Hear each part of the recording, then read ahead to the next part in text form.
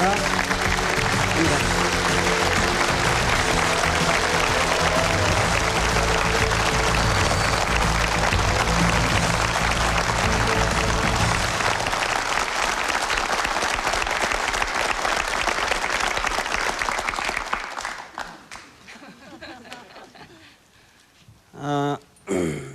사실은 제가 오늘 조금 몸이 불편합니다. 입안이 헐어가지고 혓바닥이 좀 심하게 부어 있고 신혈이 좀 있고 그래서 좀 몸이 걱정스러운데 더 걱정스러운 것은 지금 우리나라가 지금 병이 들어있다는 겁니다. 그래서 여러분들에게 사람들이 아프면은 아야야 하게 되거든요. 그래서 우리나라가 병든 사태에 대해서 여러분들과 오늘 얘기를 해야 될 것 같습니다. 맞죠?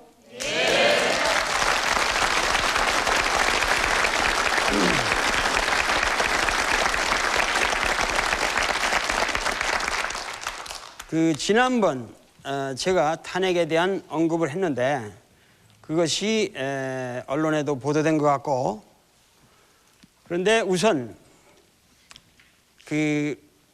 탄핵이라고 하는 것을 국민 여러분들이 여러 가지 텔레비 인터뷰 같은 거 이렇게 얘기를 해보면 부끄럽다는 얘기를 많이 해요.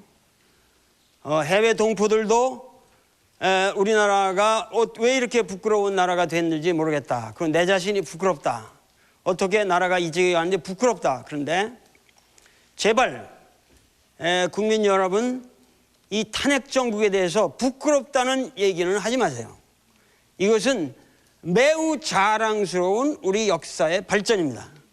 이것은 무슨 얘기냐 하면은 내가 어렸을 때 집에서 우리 집안은 아주 독실한 기독교 집안이었기 때문에 우리 애들이 많았고 해서 이렇게 막 방 안에서 안방이 커다란데 방이 커다랬거든요. 거기서 맨날 노는데 목사님이랑 전도사 전도부인이랑 잔뜩 와가지고 불 위에 갑자기 신방을 잘 와요.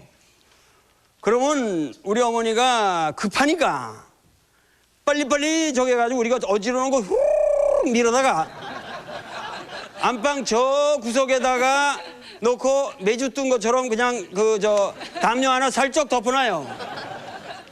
그리고 신방 예배를 보거든요. 이게 정말 내가 어렸을 때 생각해 이게 깨끗한 겁니까?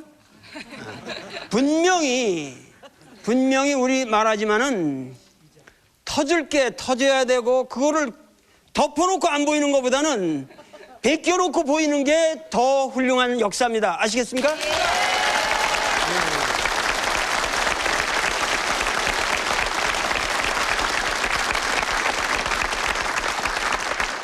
그래서 우리 역사는 지금 부끄러울 게 아무것도 없어요.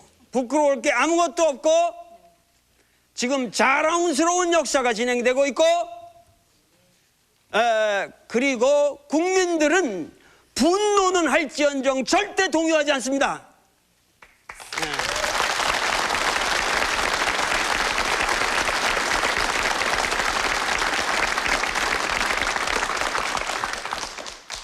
대통령이 유고시라고 할지라도 우리 경제의 모든 지수는 안정되어 있고 우리 사회의 모든 질서는 정상적으로 돌아가고 있습니다.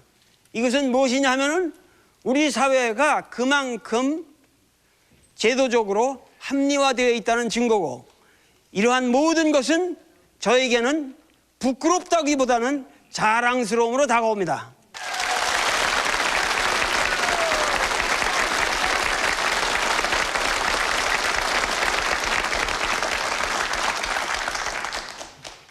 그리고 많은 사람이 제 지난 시간에 총선에 대해서 언급한 건데에 대해서 도올 김용옥이 또 정치적 발언을 했다 얘기를 하고 뿐만 아니라 지금 방송사들에 대해서 이 탄핵 정국에 대해서 일체 보도를 하지 마라. 왜 다 법적인 과정이 진행되고 있는데 이것을 말을 하느냐 하는데 우리나라 헌법 대한민국 헌법 제1장 총강 제1조는 다음과 같습니다. 대한민국은 민주공화국이다. 그리고 두 번째 뭐라고 그랬냐면 대한민국의 주권은 국민에게 있고 모든 권력은 국민으로부터 나온다 그랬어요. 모든 권력은, 이 나라의 모든 권력은 국민으로부터만 나옵니다.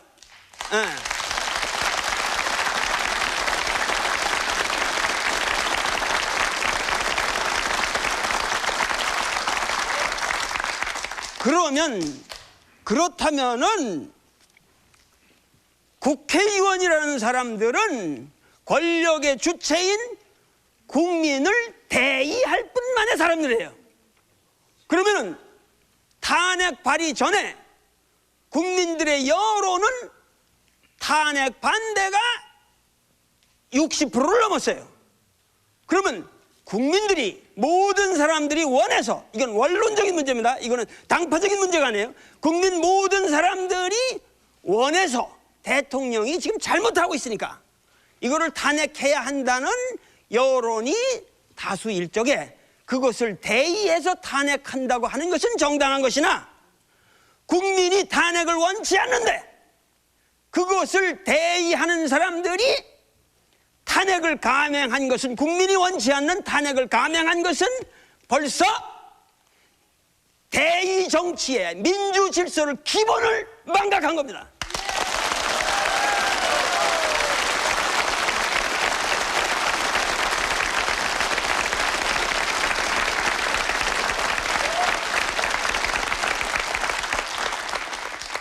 그리고 대한민국은 저는 지금 무슨 정치 발언을 하고 있는 게 아닙니다. 지금 여러분들 헌법적 얘기죠. 원론을 얘기하고 있는 거예요. 어떻게 됐든 대한민국은 대통령 중심제 국가입니다. 그죠? 네. 그러면 대통령 중심제 국가에서 대통령이 유사태로 되었다고 하는 것은 어떠한 천재지변보다도 더 엄중한 사태입니다. 여기에 대해서 헌재가 재판을 하고 있건 말건 간에 국민들은 당연히 관심을 표명하게 되고, 여기에 대해서 많은 논의가 있어야 되는 것은 너무도 정당한 거죠. 만약에 집안에서 아버지가 갑자기 없어졌다, 그러면 경찰한테 신고해서 다 법적으로 조사하고 있어야 니도 가만히 있어라. 말이 됩니까? 에?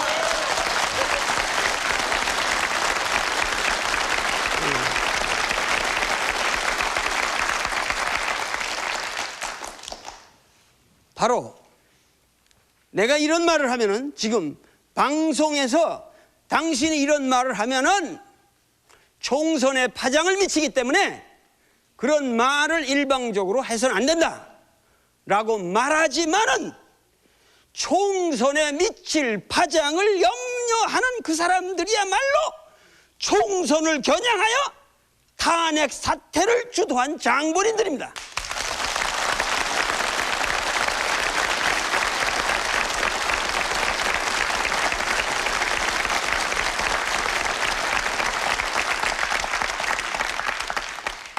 우리 사상가들은 항상 생각을 많이 하는 사람들인데, 예로부터 사상가들을 우리 역사에서는 선비라고 불렀습니다. 근데 이 선비사자라는 게, 물론 지금 아주 발달된 갑골학에서는 이 파자하는 거를 별로 좋아하지 않고 이 자대로, 자형대로 독특한 원래적 의미를 밝히고 있습니다만은, 저희들 어릴 때는 이 선비라고 하는, 선비사자라고 하는 것은 열 중에 한 명이다 그거예요. 무슨 얘기냐 하면은, 열의 민중을 떠받치고 있는 하나가 선비입니다. 이 사람들은 이 열의 대중을 이 군주로부터의 폭양이 있을 때는 우산을 쳐서 막기도 하고, 그리고 이 사람들의 생각을 반영도 하고, 이러면서 제가 말씀드리고 하는 이 사상가의 발언이라고 하는 것은, 그것이 무슨 절대적인 발언이 아니라 하나의, 여러분들이 나라는 거울을 비춰서 여러분들을 한번 비춰보는 단순한 하나의 거울적 역할을 하는 겁니다. 그래서 어떠한 경우에도 우리 사상가들은 현세적 관심에서만 얘기를 하는 것이 아니라 오늘의 사태를 전체적 역사적 맥락에서 이것을 어떻게 봐야 되느냐, 우리가 이것을 어떻게 조명해야 하는가 하는 것을 역사적으로 보고 그 역사적 전체적인 시각에서 볼 적에 우리나라의 문제는 무엇이 잘못되었다고 하는 것을 얘기하는 것일 뿐이지 그것이 정치적 발언은 아닙니다. 어디까지나 오늘 일어나고 있는 모든 현실도 엄연한 역사의 일부며 우리 사상사의 일부라는 것을 말씀드립니다. 우리가 여태까지 그 정도전이라는 사람을 통해서 그 조선 왕조의 건국 과정을 살펴봤습니다. 그리고 이 조선 왕조의 건국이라고 하는 것은 뭐냐 하면은 그 사상사적으로는 전번에 말씀드렸지만은 사상사적으로는 불교에서 유교로 변하는 과정이었죠. 그러니까 뭐냐면은 이 정치적 변화라고 하는 것은 사상적 변화가 없이는 정치적 변화가 무의미합니다. 아무리 혁명이 일어나도 그 혁명이 다스리는 새끼들만 바꾼 면은 그 사회에 아무 변화 없는 거 아니에요. 그죠? 해쳐먹는 놈들만 가로치는 거를 우리가 혁명이라고 부르진 않는단 말이에요. 그렇잖아요. 그러니까 우리가 항상 혁명이라고 하는 것은 사상적 패러다임의 변화가 있어야 됩니다. 그런데 그것이 고려에서 조선 왕조로 가는 거는 뭐예요? 불교에서 유교로 넘어간 과정이었다는 거죠. 그리고 그래서 이 유교로 간 과정이 그 패러다임이 지난 시간에 봤지만은 그 많은 사상가들의 노력에서 500년을 이 조선 왕조가 지탱하게 되는데 이 유교라는 패러다임은 그 나름대로 장점과 단점을 다 가지고 있습니다. 우선 제가 말씀드린 대로 이 유교라는 패러다임의 변화는 자 보세요. 우선 인간을 종교로부터 도덕으로 탈출시켰습니다. 그러니까 종교적 권위에 복속해서 무슨 누구의 종교적 지도자에 의해서 해탈을 원하는 것이 아니라 일상생활 속에서 도덕적 질서를 통해서 상식적 인간으로서 상식적 판단을 하면서 우리끼리 질서를 지키고 살자. 그것이 교육으로 가능하다. 이것은 무슨 인류 역사를 논하기 전에 근대다, 내가 자꾸만 이 근대성 실학 논리를 부정하는 것도 우리의 이 근대성에 대한 논의가 이게 썩어 빠진 논의라 이거야. 무슨 얘기냐 하면은 벌써 이러한 유교적 명제는 오늘날 현대에도 달성하지 못한 위대한 측면이 있는 그러한 실험을 이미 조선 왕조의 초기부터 했어요. 그죠? 그래서 우리 사회의 도덕적 질서가 성립했습니다. 그리고 둘째는 뭐냐면은 그 혁명의 주체 세력이 어떠한 방식으로든지 뭐냐면 지배계급을 형성했죠. 그리고 이 지배계급을 유지하기 위한 합리적 수단으로 과거라는 객관적 시험제도를 도입했습니다. 그렇게 해서 뭐예요? 중앙집권적인 관료체제를 만듭니다. 이것이 세계사적으로 볼 적에 조선 왕조의 관료체계는 서구라파가 19세기 말기에나 달성되는 그러한 근대적 뷰로크라시와 거의 체제상의 변화가 없는 훌륭한 관료체제를 만들어갑니다. 그렇지만 여기서 가장 중요한 것은 이러한 관료체제가 정립되어 가면서 뭐냐면 이것이 이제 훈구파와 사림의 갈등으로 표출되고 그것이 쭉 내려왔지만은 여기서 가장 중요한 것은 조선 왕조는 소위 말해서 양반 그 문벌 가족의 그런 소위 말해서 명망가들이 지배하는 어떠한 특이한 귀족주의적인 그 정치 구조를 갖게 되는 겁니다. 그죠? 그래서 그것이 뭐냐면은 조선 왕조를 통해 500년을 그대로 유지합니다. 그래서 아주 뿌리 깊게 박힌 하나의 문벌 족벌 체제가 성립을 하죠. 생각해 보십시오. 저는 말이죠,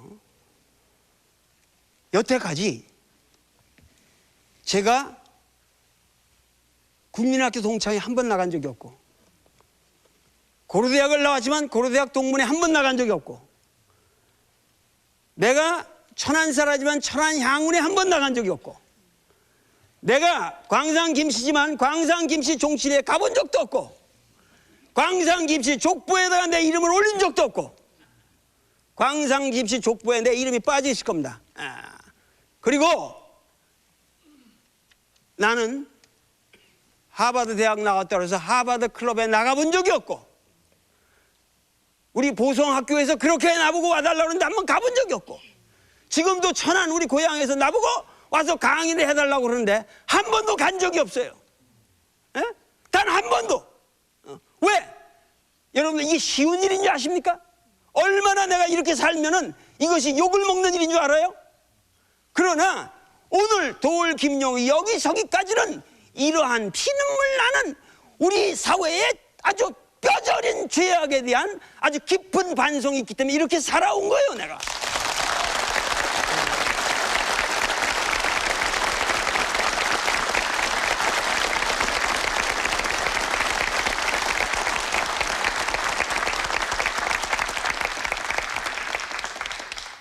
생각해 보십시오. 옛날에 양반이라고 그래 봐야 신분이 우리 조선 왕조는 상당히 현명했어요. 양반이라고 그래봤자 그 신분을 그냥 보장해 주질 않았어요. 뭐냐면은 3대에 걸쳐서 문과급제자를 못 내면 양반으로 전락하는 거예요. 별 볼 일 없는 놈들이 되는 거예요, 양반이라도. 그런데 우리나라의 조선 왕조에 정말 경직으로 제대로 된 관직이라고 그럴 수 있는 게 한 200개밖에 안 돼요. 그 200개를 전국의 모든 문벌이 다 처먹으려고 경쟁한 역사예요. 그게 조선 500년 과거의 역사라고. 쉽게 얘기하면은, 그러니까 처음에는 조선 초기에 다 여자도 재산 나눠주고 다 그랬죠. 그런데 그러다 보니까 힘이 약해지니까, 야, 너 갖고 가지 말고 그 장자한테 몰아줘라. 그래야 그래도 한 집안에 몰아줘야, 그래가지고 집중적으로 공부시켜야 과거업체들은 나올 거 아니야. 우리 3대에서 한 놈이라도 안 나오고 우리 다 망하는 거단 말이야. 그러니까는 그렇게 피눈물 나는 노력을 해서, 그래서 종법제도가 임난 이후에 강화돼요. 임난 이후에 강화가 되는 것이고, 그렇게 해서 우리 사회는 치열한 종법사회로 변해간단 말이에요. 그래가지고 그것이 뭐냐면 오늘날까지도 과거에서 과거까지 오늘날 사회도 많은 사람들이 서울대학을 못 들어가면은, 내 자식 서울대학 못 들어가면은 과거급제자 못 내는 집안이 된다고 생각하는 거예요.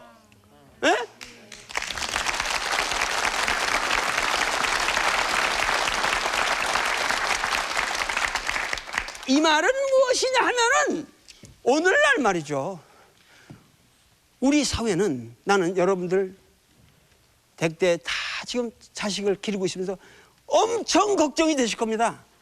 그래도 내 자식 학교는, 대학은 버젓한데 들어가야 될 텐데.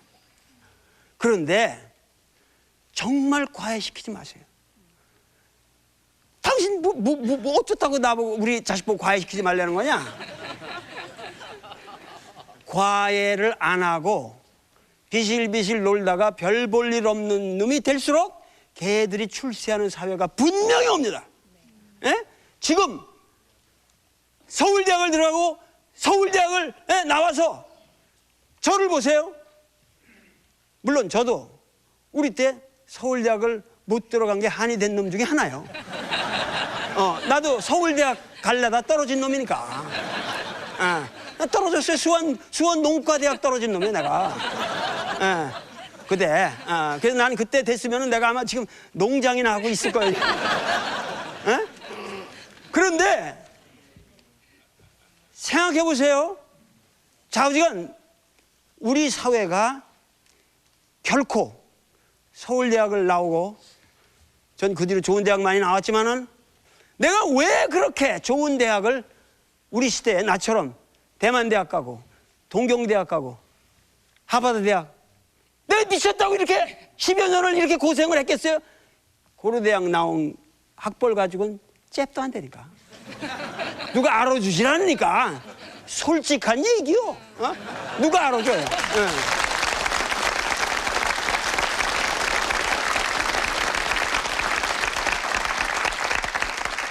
그래서 그렇게 평생을 그러고 살았지만 나는 그 과정에서 처절한 반성이 되는 겁니다. 내가 그것을 엔조이한 게 아니에요. 왜 내가 하버드 와서 공부를 해야 되고 이놈들한테 이렇게 고개 숙이면서 공부를 해야, 물론 공부 좋은 공부 많이 했어요. 그러나 여러분들이 아셔야 될 건 하버드 나온 중에 어떤 가 우리나라를 위해서 제대로 된 일을 한 애도 있냐? 이름 대봐.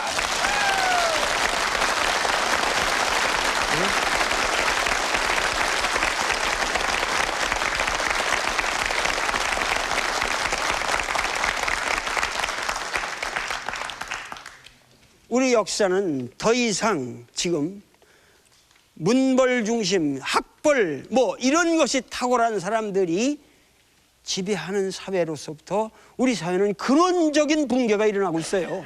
그런데 이 붕괴를 지금 우리 국민들이 눈치를 못 채고 아직도 과거 조선 왕조의 과거 중심 체제로 모든 것이 발탁되었던 그러한 관료 체제가 아직도 굴러가고 있다고 생각하기 때문에 그렇게 피눈물 나게 과외를 해서 내 자식 서울대학 보내려는 겁니다. 에?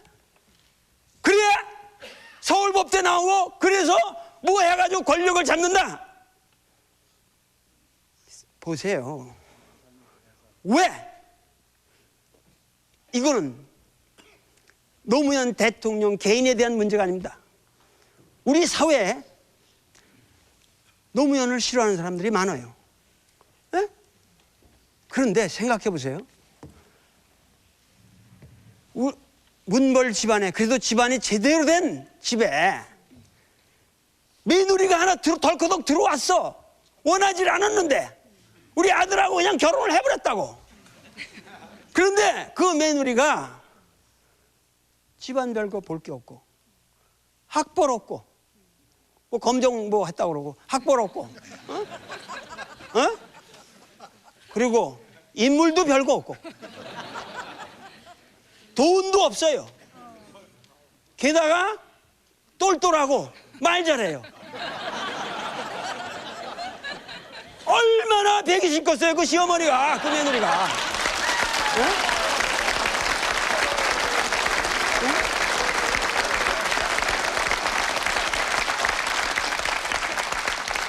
여러분들 말이에요. 이 자리에 있는 여러분들 상당수가 그런 시집살이 했을 거예요.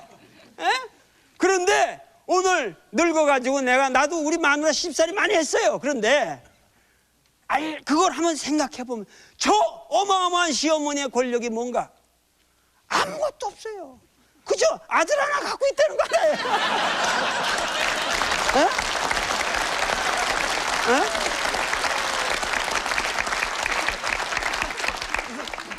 이것은 우리가 정말 처절하게 반성해 볼 필요가 있습니다. 그렇지 않습니까? 그러니까 지난번에 말씀드렸듯이 이 선거라는 제도가 묘해요. 50대 50에서 한쪽만 더 이기면 되는 거야. 이 선거라는 게 그럼 이 사람 진 사람들이 자기들이 졌다고 생각을 하겠어요? 한 표만이라도 이게 되는 거야.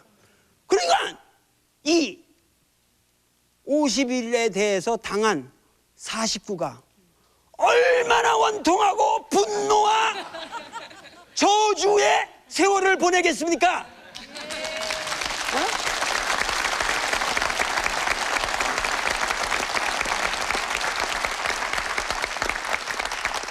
이것은 아주 적나라한 인간의 현실을 내가 여러분들에게 말씀드리고 있는 거예요. 우리 사회의 문제의 본질이 어디 있나? 이 문제의 본질이라고 하는 것은 전혀 터무니없는 데 있는 겁니다. 지금 전혀 터무니없어요. 논리의 문제가 아니에요. 지금 보세요. 사단 칠정론을 내가 여태까지 강의했지 않습니까? 그런데 퇴계도 뭐예요? 사단이나 칠정이나 뭐예요? 다 뭐라고 그랬어요? 다 정이라고 그랬죠. 그러니까 이 사단이라고 하는 것은 인간에게 있어서, 인간이라는 존재에게 있어서 칠정에 왔다 갔다 하는 것이 아니라 뭔가 인간의 도덕 의지는 그것은 거의 선험적인 것으로서 절대적인 자아로서 인간 내면에 자리 잡고 있어야 한다는 게 누구라고 했어요? 그런 생각한 것이 이태계의 이발론이죠. 그래서 그 도덕적 이법으로서의 그 리가 주체적으로 발현하는 인간, 이것은 말이죠, 서양 철학으로 치면은 이것은 매우 근대한 아니라 초근대적인 사상이라고. 이것은 모든 르네상스 이래 모든 서양이 뭐냐면 근대적 자, 주체, 인간의 칸트는 선험적 자라고 그랬고, 이러한 모든 것을 만들어 가려고 하는 그것이 서양의 근대였는데, 우리 이태계의 그러한 유학사상은 그러한 선험적, 주체적, 도덕적 자아를 만드느라고 리발론을 만든 거예요. 그런데 보세요. 재미있게도 율곡이나 기대승과 처음에 싸우고 율곡이 그 기대승을 이어갖고 조선 유학의 입장에서 본다면 전부 사단이나 칠전이나 그것은 결국 정입니다. 그러면 사단이라는 건 이게 리발이 아니라 기로 발한 칠정이 발이 개중절 제대로 발현돼서 상황에 맞을 적에 그것이 사단입니다 이거잖아요. 그러니까는 뭐냐면은 우리 조선 유학의 이론적으로 철학적으로 설명을 하면 조선 유학의 근원적인 문제는 우리 인간을 뭐냐면은 감정의 주체로 봤다는 거예요. 그죠? 그러면 조선 유학이 추구하려고 했던 것은 뭐냐면은 감정적으로 밸런스된 인간이에요. 감정적으로 과불급이 없는, 치우치지 않는 인간으로서 공공의 도덕을 실현하는 사람, 이것이야말로 선비가 돼야 되고, 이것이 사대부가 돼야 되고, 이것이 민중의 지도자가 돼야 된다. 이래야 우리 민족이 사회적 질서를 지키고 양심 있는, 질서 있는 나라가 될 수 있다.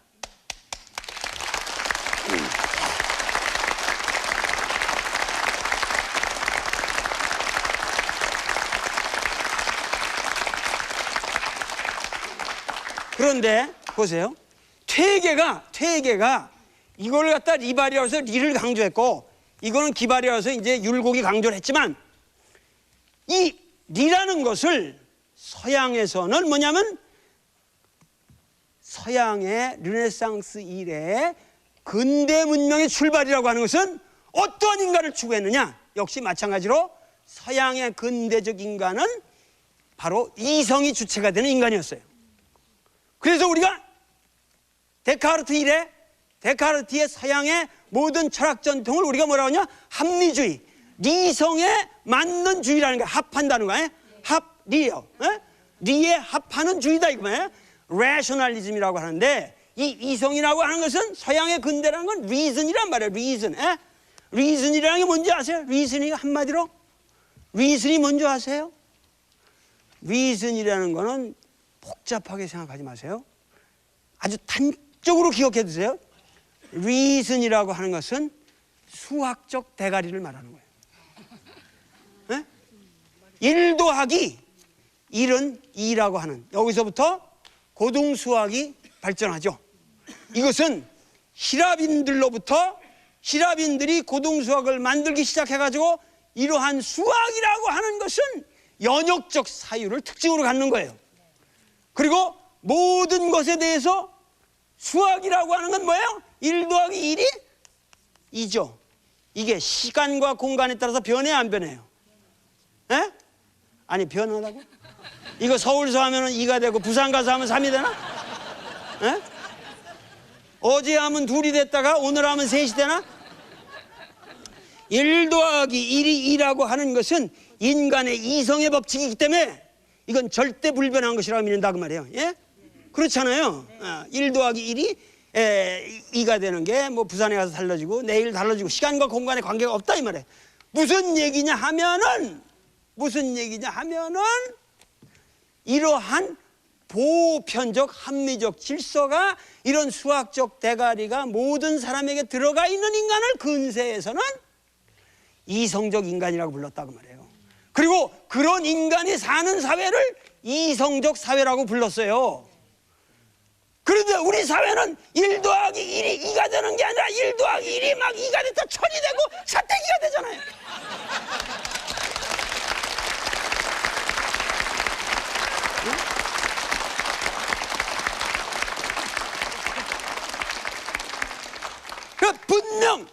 분명 합리적 사회가 아니죠. 그러니까 무슨 얘기냐 하면은 근세 20세기를 통해서 서구 과학민명이 우리나라에 들어와요. 지금 우리가 읽으려고 하는 이제 이 최한기의 기하학이라고 다음 시간부터 우리가 하겠지만은 이 기하학이라고 하는 사상은 여기서부터 완전히 서양 과학이 들어오면서 1세기 동안 뭐냐면 우리 민족은 퇴계가 말했던 리는 뭐였어요? 인간의 정감에 내지하는 도덕적 리였어요. 그 리를 합리적인 리로 바꾸려고 노력한 게 20세기요. 여러분들 열심히 수학 배우고 우리 아들들을 수학 가르쳤잖아요. 영수를 못하면은 서울대학에 못 가요. 에? 그런 유인책을 써서라도 우리 민족을 합리화시키려고 우리가 노력한 것이 20세기입니다. 그런데 오늘 우리나라 우리 민족에서 위대한 과학자들이 나오고 있잖아요. 그만큼 서양의 합리주의를 배운 거예요. 우리가 19세기 말기에 어디서 우리나라에서 과학자를 기대해요? 어디서 수학자가 있어요? 우리나라가. 우리 동양 문명은 수학이 없다는 게 가장 결정적인 서양과 다른 점이에요. 수학이 없었다는 게, 고등수학이 없었다는 게. 에? 그러니까 오늘날까지도 결국 이렇게 수학적 리성과 도덕적 리가 만난 것이 20세기였는데도 불구하고 아직까지도 우리는 리를 갖다가 너무 지나치게 감정적으로만 생각한다는 거죠. 그러니까 노무현이가 되기 싫은 무조건 되기 싫은 거야. 무조건 되기 싫은 거야.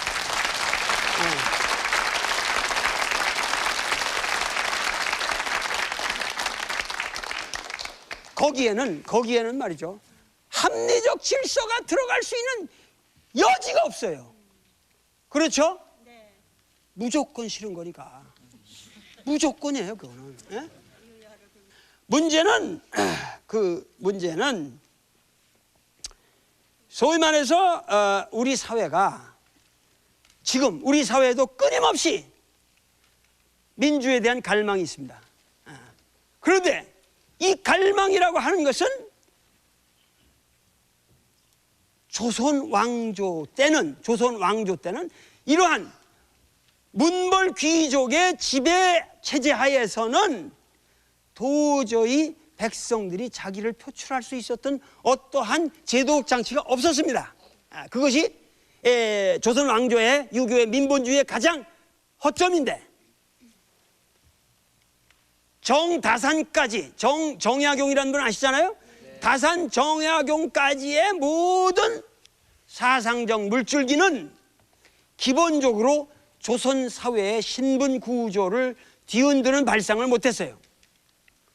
그런데 이것을 근원적으로 뒤엎지 않는 이상 우리 민족에게 새로운 미래가 올 수 없다고 생각하기 시작하는 것이 아편전쟁 이후예요. 예? 아편전쟁 이후 중국이라고 하는 거대한 대륙의 질서가 붕괴되기 시작하는 걸 보고, 자, 우리나라도 곧 붕괴가 되겠다 하는 위기감에 졌습니다. 이 위기감을 아무도 모를 때 철저하게 느낀 사람이 최수훈이라는 사람이에요. 근데 최수훈이라는 사람은 실제로 서학의 책들을 많이 봐요, 이 사람이. 그런데 거기서 발견한 것은 뭐냐면은 바로 그들이 말하고 하는 천주라고 하는 것이 나는 우리 민족을 구원할 수 있는 새로운 복음의 메시지라고 생각했는데, 그들이 말하는 천주라고 하는 것이 또다시 주작에서 리가 인간을 군림해가지고 너무 과격하게 수직적인 도덕적인 원리로서 인간을 억압했듯이 인간 위에서 인간에게 군림하는 상제일 뿐이라고 하는 생각을 갖게 돼요. 그래서 이 수운의 사상을 이은 이 해월이라는 분의 이 법설인데 말하기를, 이제부터는 우리 도에 있는 사람들은 일체 양반과 쌍놈을 구별하지 말라. 우리나라 내에 두 가지 거대한 태풍이 있으니, 하나는 적서지별이요, 하나는 그러니까 적서가 뭐야, 적자와 서자의 구분이요, 그리고 하나는 뭐야, 양반과 쌍놈의 구분이라 그랬어요. 그래서 이 적자와 서자의 구분이야말로 망가의 근본이요, 집안이 망하게 되는 근본이요, 양반과 쌍놈의 구별이야말로 나라가 망하게 되는 망국지본이라. 이것이야말로 우리나라의 가장 큰 병폐다 그랬어요. 가장 큰 질병이다 그랬거든요. 수운이라는 사람은 말이죠, 1860년에 득도를 하고 바로 자기가 데리고 있던 두 노비 여종을 갖다가 하나는 양딸을 낳고 하나는 자기 맏며느리를 삼습니다. 이게 쉬운 일이 아니요, 이게. 에? 이게 쉬운 일이 아니요. 그러니까는 동학이 거저 동학이 아니요, 사람이 곧 하늘이다, 사람이 곧 하나님이다 그거예요.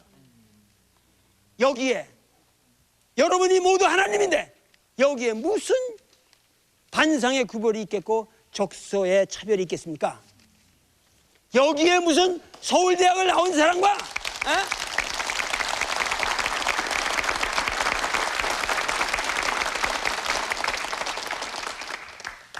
저는 말이죠, 저는 여러분들이 평생 사대부 집안에서 태어났다면 뭐 제대로 된 사대부 집안에서 태어난 사람이고, 제가 살아온 인생이라고 하는 것은 철저하게 엘리트로서의 모든 길을 닦았습니다. 그죠? 제가 공부 많이 했어요. 그리고 그야말로 이 땅의 선비로서 모든 자격을 갖추기 위해서 노력을 했습니다. 그리고 나는 내가 이 땅에서 엘리트라는 자부감을 버리지 않습니다. 나는 분명 엘리트고, 나는 요즘에 중앙대학에서도 학생을 놓고 강의할 때 나는 너희들을 그야말로 자격 있는 엘리트로 만들기 위해서 너희들을 교육한다. 너희들은 정말 훌륭한 대학 교육을 받아서 훌륭한 지식인이 되어야 된다. 그러나 너희들이 인생에서 달성해야 할 목표는 바로 엘리트로서 엘리티즘을 과감하게 붕괴하는 그러한 일이다 그 말이에요.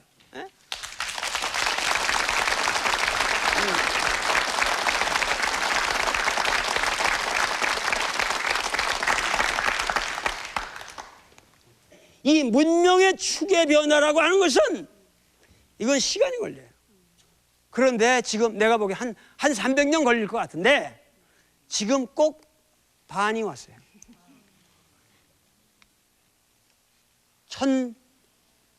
1860년에 수운이 득도를 했고, 그 전에 해강 최한기라는 분이 1857년에 기약이라는 책을 썼고, 그러면서 그 시대로부터 지금 한 150년이 온 거예요. 이 동안에 우리는 무척이나 뭐냐면은 근원적인 우리 사유를 짓밟고 있는 이러한 구조에 대한 변화를 원하고 있는 거라고. 이러한 변화가 내가 보기에는 꾸준히 그 열망이 있었지만 꾸준히 그 변화를 좌절시켜온 역사였어요. 20세기 역사라는 거는. 그렇게 우리가 일제라고 하는 거 생각해 보세요. 일제. 여러분들 집에 가면 집이 있잖아요. 집이 없다고 생각해 보세요. 지금 오늘날 이 강의 듣고 갈 집이 없다고 생각해 봐요. 얼마나 비참하겠어요. 오늘 집에 돌아가실 집이 없단 말이에요. 근데 잠깐만, 우리가 살고 있는 이 나라가 내 나라가 아니라고 생각해 봐요. 정말 내 돌아갈 나라가 없고, 여러분 발 뻗고 내가 이렇게 한국 와서 말이죠, 남의 나라 갔다가 한국에 오면 나는 얼마나 속편한지 몰라요. 내만 하고, 내가 한국말 하는, 난 영어도 잘해. 근데 영어 하기가 귀찮다고. 그게 한국 와서 내만 하면 얼마나 좋아요. 그리고 내 집에 가서 들어올 수 있고. 이게 내 나라 아니에요. 그런데 일제 식민지라는 이게 내 나라가 아니었잖아요. 이게 일본 놈 나라였잖아요. 그러니까 그 비극이라고 하는 건 말할 수가 없는 비극이에요. 거기서 생겨난 모든 악습과 악패, 일제 식민지라고는 우리 민족으로부터 모든 공공의식을 뺏어갔어요. 무슨 얘기냐면 이게 내 나라가 아니기 때문에 그저 내가 사는 집 울타리만 생각하는 거예요. 이 울타리만 벗어가면 뭐예요? 남이 나라고 순사가, 일본 순사가 댕기는 곳이에요. 난 어렸을 때 우리 어머니가 항상 가슴에 풀고 울지 말라고 할 때 뭐예요? 순사 온다고 그랬잖아요. 순사 온다고 해서 어린애 울음 그치게 했어요. 무슨 얘기냐면은 모든 공공적 가치에 대한 인식을 뺏어가 버렸다고. 내 나라가 아니니까. 공공의 나라가 없어요. 공공의 장소가 없어요. 그러니까 조선 왕조의 문벌주의, 이런 귀족주의, 이 양반의 지배 구조가 뭐냐면 일제시대 때 아주 옹졸한 가족주의로 응결이 됩니다. 그래가지고 이러한 그 일제시대 때 이런 악랄한 폐습이 해방 후, 해방 웃기네, 언제 우리가 해방을 맞았어요? 우리는 해방은 없었어요. 왜? 해방이라는 건 우리가 우리 힘으로 쟁취했을 때만이 해방이에요. 아시겠습니까? 8.15 해방은 해방이 아니에요. 그거는 그냥 우연히 주어진 거예요. 그냥 우리는 해방이 없었어요. 그러니까 다시 우리는 제국주의 밑으로 들어가는 거예요. 우리나라 역사에서 여러분들 아셔야 되는 건 단군 이래 이승만처럼 막강한 왕은 없었습니다. 그는 자기에게 항거하는 모든 사람을 다 죽였습니다. 그리고 나는 어렸을 때도 조봉암 선생이 처형을 당했을 때 우리 아버지는 아무 정치의식이 없는 의사였는데 내가 어렸을 때 탁 신문을 보면서 눈물을 흘리시면서 아까운 사람 또 죽였구나 하던 생생한 소리를 내가 기억합니다. 그러니까 그러한 비극적인 역사 속에서 그것이 군사 독재로 이어졌고 그것이 오늘날까지 우리 역사의 내재적인 요소로 만연되어 있는 겁니다. 이거는 너무도 아무도 부정할 수 없는 우리 사회의 현실이고 여기에 금권이 결탁하고 정치가 결탁하고 모든 만연된 부패가 있어요. 그리고 이 부패에 대해서 우리 모두가 책임이 있습니다. 그런데 우리 국민은 최소한 나는 여기 어떤 특정한 정파 얘기를 안 해요. 정당 얘기를 안 해요. 총선 얘기를 안 합니다. 그러나 우리 국민이 이제는 뭐냐면은 이렇게 만연된 600년의 6.25혁명이 일으켜 놓은 이러한 패러다임을 근원적으로 변화시키지 않는 한 우리 민족의 미래는 없다고 하는 그러한 인식에 모든 사람들이 지금 합의하고 있는 겁니다.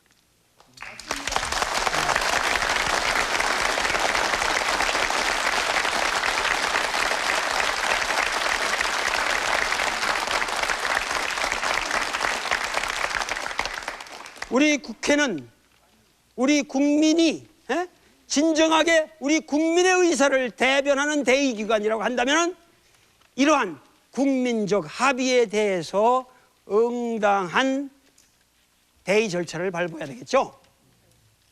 저는 그것만을 말하는 거예요. 누가 어떤 정치인이 되고 어디가 의석을 확보하고 이런 문제가 아니라 근원적으로 우리 역사에는 변화에 대한 갈망이 있으며 우리의 오늘날 우리가 당면하고 있는 부패는 하루아침의 문제가 아니라 거의 600년 동안 고질화된, 소위 말해서 유교적 혁명의 잔재며, 이것을 또다시 근원적으로 뒤엎어야 할 그러한 시대에 왔고, 그 최초의 단초는 동학으로부터 이루어졌는데 그 동학의 혁명은 오늘까지 계속되고 있다고 하는 이러한 의식 속에서 오늘 우리 탄핵 정국을 이해해야 되지 않을까. 저는 이것이 제가 여러분들에게 오늘 말씀드리고자 하는 내용의 전부입니다. 감사합니다.